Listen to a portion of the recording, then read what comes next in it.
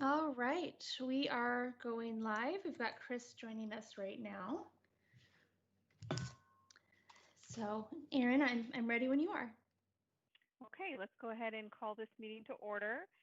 We'll go ahead and do roll call. So, Erin Odom, I'm here. Christine Wiley, she just logged on. Nancy Phillips. Eugene Stewart.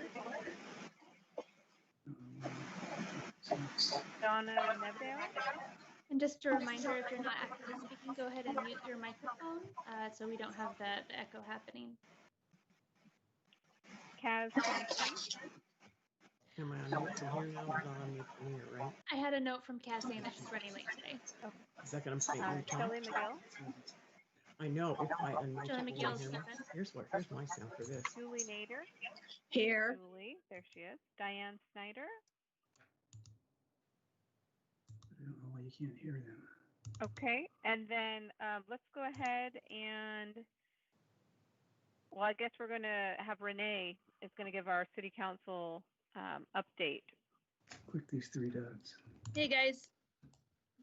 First, I wanted to apologize for missing the last two meetings. There have just been some, I don't know, one of the times my link didn't work and one of the times I showed up a little bit late. So you guys did a really fast meeting. But I wanted you to know I still care about this committee and what you are all doing. It's not that I'm trying to ignore it at all. A couple things that are going on. The last city council meeting, we talked about the Parks Master Plan, which is an exciting piece of information that I'm waiting to have come out and be able to share with the public about the direction of the Parks Master Plan and the different areas of growth possibilities. So that is coming down the pike. And we should be able to have a finished product, I think, in mid-November or December, if I'm remembering right. Our next council meeting is actually on Tuesday, but it's not a full council meeting. It'll just be a work session. We're going to hear from the firm that we've hired to help us with legislative updates and the priorities. So we're going to talk about that for 2021. November 3rd, we're not having a council meeting because it's election day. So please remember to vote. But we decided that there's so much going on in the election world, it probably would not be a good idea to have a council meeting. So 11/17 will be a big one. And we're going to talk about the attainable housing and different priorities there. We'll talk about Sherwood North and then some zoning issues that are coming up. And then coming up in December, we're going to talk about chickens again and whether or not we should allow backyard chickens without having the exorbitant fee that people have to pay right now to have them. We're also going to talk about traffic calming measures to help slow people down in the city of Sherwood. If you're not familiar with this, there is a task force that has been put together by the Police Advisory Board to help with traffic calming measures. Other than that, that's all I have for you today. I'm always available if you want to contact me with things that are important to you so that I can share them with council. Julie's called me at work. You can call me at work. You can email me however you want to share your information, but I am very interested. So unless you have questions for me, that's all I have for you today. Great, thank you. Okay, all right. Well, then I'm going to bug off and go on to another meeting, but thank you guys for allowing me to share. Thanks, Renee. All right, okay. Thanks, Renee. Yep. All right, so since we did not have a meeting, we need to, or that was last month? Oh my gosh, I'm losing track of the months. Did we not have one in September?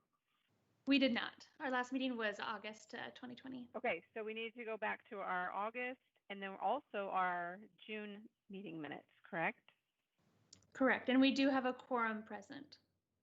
Oh, okay. So let's run through the June minutes from the June 10th meeting. We had no citizen comments. We had a presentation by is it Corinne Haining? Of the Washington County Sheriff's Office. She had a PowerPoint on current scams and other law enforcement issues affecting older adults and some other resources. There was a question that was asked about how you know the difference between a contract tracer and a scammer pretending to be a contract tracer. COVID tracers will never ask you for a credit card number, social security number, or immigration status. Legitimate tracers will only ask for your name, date of birth, where you live, and your preferred language. So we talked about that. So if someone comes to your door, you do not need to answer. You can keep your door closed. And then the other question was, how do you go about helping someone you think is being abused? And she said, first, try and voice your concern to the individual, and you can also call Adult Protective Services, and you can remain anonymous. Renee gave a council update, or she was not available for an update that day. Kristen gave a brief update, stated that the city had held their budget committee meetings and that the budget had been approved by the budget committee, and the budget now goes to the city council for adoption, and that was on June 16th. And then some of the other things that were discussed, Julie asked what we can be doing to be working on accomplishing the 5 goals that we set out in the mission statement. And Chris commented that she feels like we're still in information gathering stage and enjoys having the speakers to come in and help educate us. And the YMCA will reemerge on June 15th, Monday through Friday, and gave the hours for that. And the meeting adjourned at 6:14. So we did not have a July meeting, and we will go ahead and go to the meeting minutes for August 12th. There was no quorum present at that meeting. Erin, can I stop you for just a quick sec? Yep. Do we have any adjustments to the meeting minutes from June? Board members? None.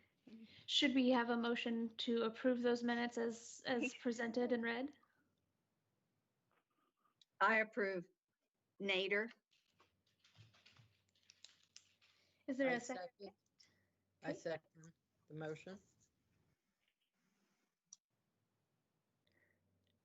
All those in favor say aye. Aye. Dissent? No. Okay, now let's go on to the August minutes. I told you I was missing my. Thank you guys. No, it's fine. I just note. want to make sure we All get right. it all in there. So there was no quorum present for that meeting, so that's why we moved it to now. No citizen comments, and we had a presentation by, I'm going to massacre these names, Deanna Vandenhoek of Providence Community Connections, Faith in Action. She shared a PowerPoint presentation, talked a little bit about their, when they were started about 20 years ago to help support older adults staying in their homes longer. They provide rides to appointments. They have volunteers that typically assist with transportation, shopping, household chores, and assist with home repair. During COVID, they have been doing friendly calling and making cards and checking in on the older adults during this time. Some shopping, and then several events. They have some yard cleanups throughout the year. Vandenhoek coordinates the Strong for Life program, and there were 236 participants in February 18th in-person classes, and they've done some Zoom classes, it sounds like, while we've had COVID. And then there was an ask if there was a certain income level to benefit from the programs offered, and you have to be 200% of poverty level. And then Maya shared that the Strong for Life is offered Mondays at 10 and Thursdays at 9:30, and there's 5 different levels of ability. And if you wanted to join, you could contact her for more information. Renee was not at that for any council updates. And we had a survey discussion for some of the other things going on. Julie asked if we still wanted to do a survey and if the city has a database of seniors living in Sherwood, or if that data we could get from the county. She also asked who would pay for the survey. And Julie asked if there are samples of surveys they can look at. Julie also asked if and when a vaccine is available, if there could be a clinic offered at the senior center, and will be important to help promote and possibly transport to locations. And then Kristen suggested doing a survey now to address the needs that are not met during COVID, and doing one at a later time to address program-related issues and needs. And the meeting adjourned at 5:55. So I have a motion to well, is to change, adjustment to any of those, right? Is that correct, Maya? Any discussions or adjustments? I didn't hear that. Sorry. Hearing none, is there a motion to approve the August meeting minutes as presented? Sorry, can you hear me? Now, I can hear you better now. Okay. So first I asked if there's any amendments or discussion of the August minutes. Hearing none, is there a motion to approve the minutes as presented? I approve. Nader. A second? I second. Is that Shelley? Sorry about my notes.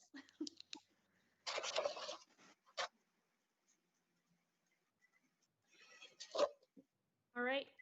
All those in favor say aye. Aye. Aye. Any dissent? Motion, meeting minutes are approved as presented.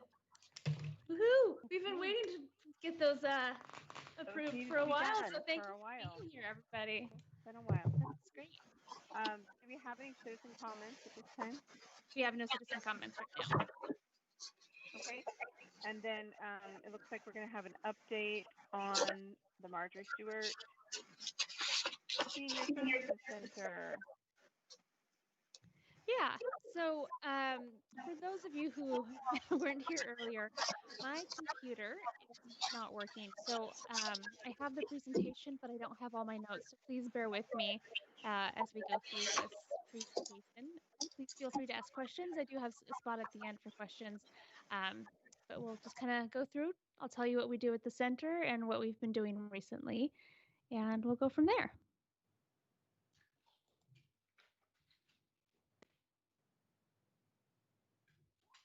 All right, can everybody see that? Did that share successfully? I'm going to take that as a yes. Yes, okay. Okay, so at the Marjorie Stewart Senior Community Center, we are we cater to the older adults in the Sherwood area. A couple of years ago, I took a comparative analysis of the census data from 2000 and 2010, and then using that information, I extrapolated that we should have about 1,860 seniors living in the Sherwood area as we do our census this year. Going forward, in 2040, there will be more than 98 million Americans that are over the age of 60. In 2035, the number of people over the age of 65 will outnumber the people under the age of 18. So it's a demographic that is constantly growing and the needs are constantly changing. And community centers, senior community centers, are a hallmark of older adult service needs and entertainment. The Marjorie Stewart Senior Community Center is a central hub that nurtures the health and well-being of the Sherwood senior community, as well as connection to vital services. In addition to serving our delicious, freshly cooked meals Monday through Friday, we have a multitude of activities that support the 5 dimensions of wellness. Those dimensions being emotional wellness, intellectual, social, occupational, and physical. Different things that we do is we have various lectures and workshop series. We connect with various educational groups and local businesses to put these on and sponsor these programs. So we have an Active for Life series that works with various physical therapists in the area to increase the ability to maintain independence, build strength, and protect yourself from injury. Protect Yourself, Protect Your Future is a broad category of lectures and events that we put on that talk about various things from protecting yourself through wills and living trusts to financial education, scam prevention, and so on. And we also have a series of George Fox professors, students, and professionals that come to the center and present on whatever they want to. Basically, they present on passion projects, research projects, classes that they teach, and so on. We, of course, have various games that are very popular. And of course, this is all not necessarily during our COVID times, but what we normally cater to throughout the year. We have several exercise classes: Tai Chi, Strong for Life, chair aerobics, and Prime Fit. We have been run by the city of Sherwood since July 1st, 2017, and currently have 1 3/4 employees. I am a full-time employee, and our wonderful chef Dominic is a part-time employee. Normally, we have about 3 1/4 full-time volunteer employees that are doing things in the center, helping to answer the phone, working in the kitchen, and leading programs. Of course, we serve lunch 5 days a week, and we have programs going on that we haven't mentioned, such as our life history writing, social dance, cooking classes, trips and excursions, entertainment and parties, blood pressure checks, foot care, computer help, Medicare counseling, tax preparation, and self-management health workshops. For people who are wanting to rent the center, it helps offset our costs to run the center. So we have a commercial kitchen, a dining room that seats 125 people, 3 classrooms, a lounge and library, gift shop, our private offices, and parking for 60. Last year, before we needed to close for COVID, the time between May 1st and February 29th, we had 16,441 participants in our activities. That's including lunch and our classes and events. You can see the different year breakdown here. Of course, since we've closed, the type of programming and activities that we've been able to offer has been drastically different, and those will be reflected here in just a moment. In the future, the Senior Center wants to assist the Senior Advisory Board in their mission. We're hoping to increase the awareness of center programs. We'd like to grow interactive, educational, and informative programming, and increase the availability and amount of our online live content, and increase the sponsor support to add more senior programs. Maya, Yes? excuse me. Did you want more than one slide to show? Because I'm not getting them. I don't know whether anybody else is or not. I just see the first one. Oh, is anyone else just seeing the first slide? Oh, you're all seeing the first slide? Okay. I'm sorry. Let's see how I can fix this. All right. Are you seeing a slide that says "in the time of COVID" right now? Yes. Okay. Oh, this is better. Yeah. Well, let's see what I can do here to get back to the beginning.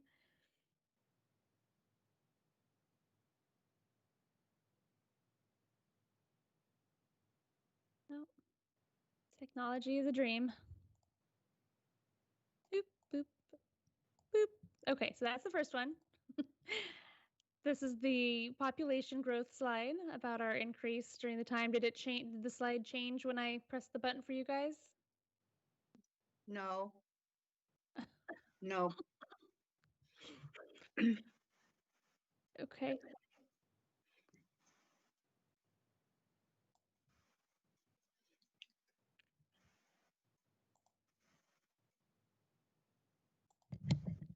Now it's working.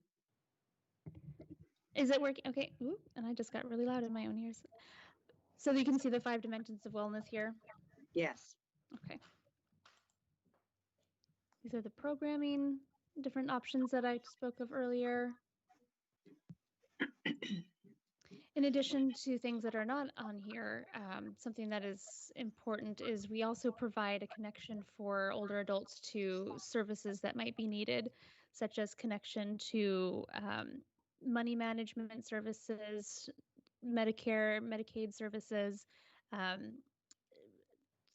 senior elder abuse intervention, assistance with getting a hold of medical equipment, in-house care, yard cleanup, all sorts of various other things that aren't part of necessarily a regular programming schedule, but are available to people who call or come into the center or somehow contact me.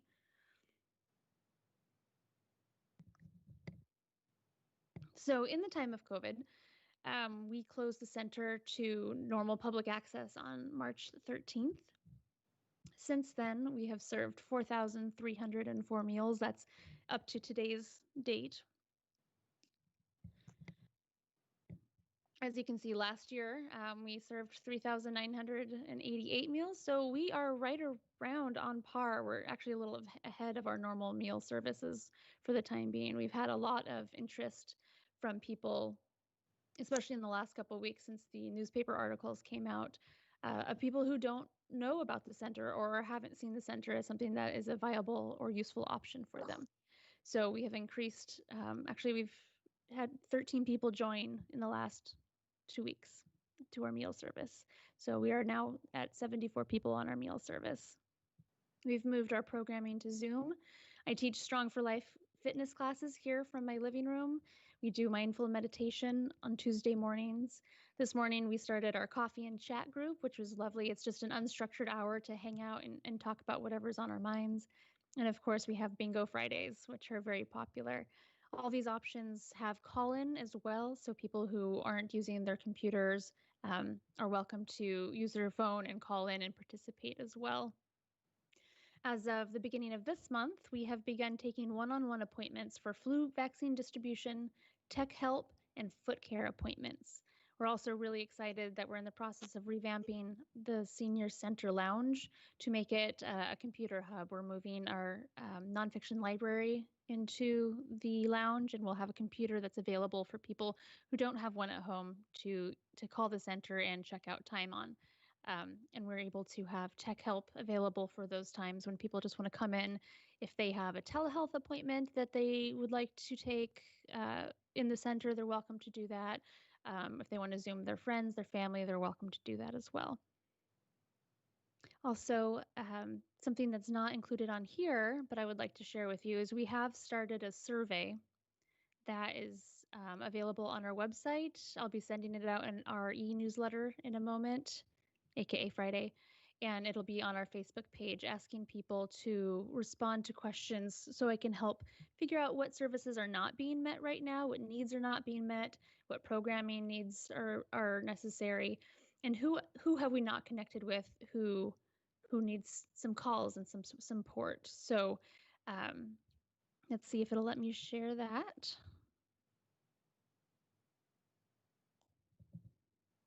So you're hopefully seeing our website right here, the Marjorie Stewart Senior Community website. When you click on here, it should take you to our Senior Center survey that you can go through. It's 25 questions long based on how you answer some of the questions. It'll take between 5 and 10 minutes to go through and give feedback to the Senior Center on your needs. I know I kind of went through that fast, and with the not being able to speak with my slides, there might be some confusion there. Is there any questions that I can answer?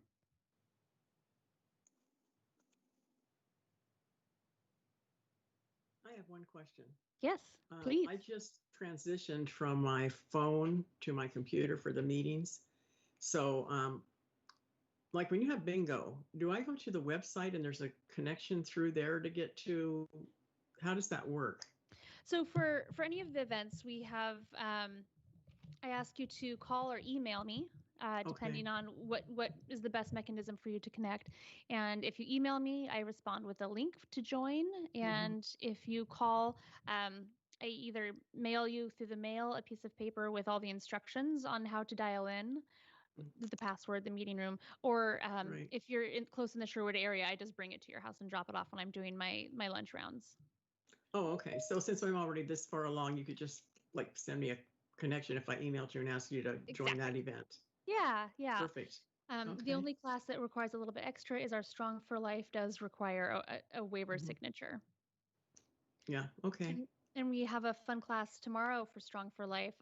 The physical therapist who helped create that program will be joining our class and taking questions on how to work out safely at home without injuring yourself or re-injuring yourself. So she'll be taking specific questions about specific injuries and how to care for them. Okay, thanks, Maya. I have a question. Yeah. This is Julie. I think some of us have trouble navigating Zoom and so forth. And I do have a 2-page description, it's actually how to do Zoom, and it breaks it down into how many minutes each of these are, and they're YouTube videos. It's a 2-pager.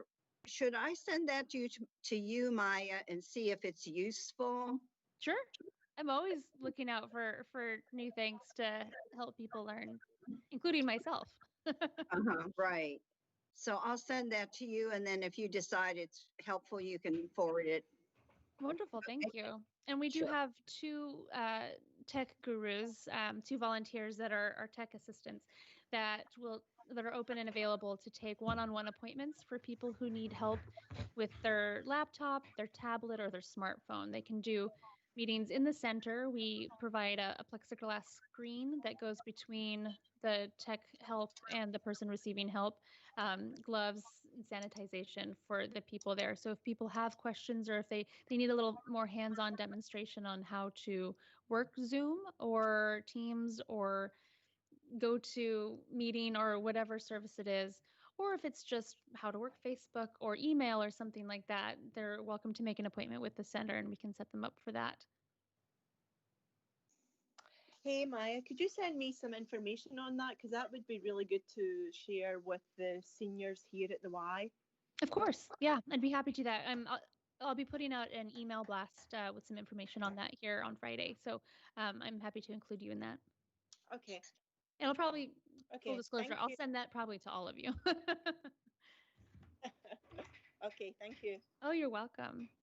We will also be leading a telehealth class. We're starting with Providence. So we'll be having a class that we'll be recording and broadcasting and have available on our site. So we'll be calling a Providence doctor and showing exactly what a telehealth appointment will look like for people. So people who are not familiar with that platform and how to use it can ask questions at that time. They can see what it looks like and experience what it's like before having an appointment with their doctor.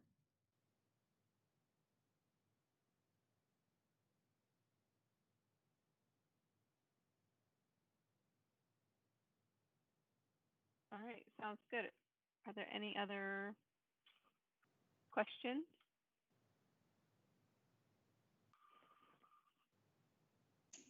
And is there any other items that we need to bring up?